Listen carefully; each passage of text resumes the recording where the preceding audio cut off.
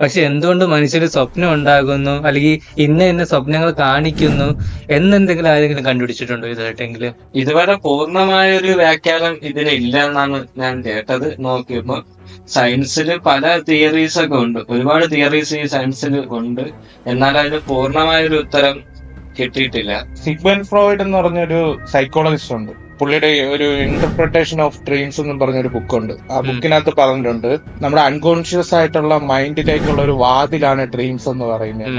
അപ്പൊ അതില് നമ്മുടെ അൺകോൺഷ്യസ് മൈൻഡിനകത്തുള്ള ആഗ്രഹങ്ങളും ഞാൻ നേരത്തെ പറഞ്ഞ ഓരോരോ സംഘർഷങ്ങളും വിഷമങ്ങളും ഇതൊക്കെയാണ് നമ്മുടെ ഡ്രീംസ് ആയിട്ട് നമ്മൾ കാണുന്നത് എന്നാണ് പറയുന്നത്. അപ്പൊ അതിന്റെ ഉദാഹരണമാണ് കുഴിയിൽ വീഴുന്ന കേസ്, പാമ്പ് കടിക്കാൻ വരുന്നത്, മൃഗങ്ങൾ ഓരോന്ന് അറ്റാക്ക് ചെയ്യാൻ വരുന്നത്. അപ്പൊ പുള്ളിയുടെ ആ ബുക്കിൽ പറയുന്നതെന്ന് പറയുന്ന നേരത്തെ ഈ പാമ്പിനെയൊക്കെ അധികമായിട്ട് സ്വപ്നം കാണുന്നവര് സെക്ഷലി ആ ഒരു തിങ്കിങ് കൂടുതലുള്ള ആളാണ്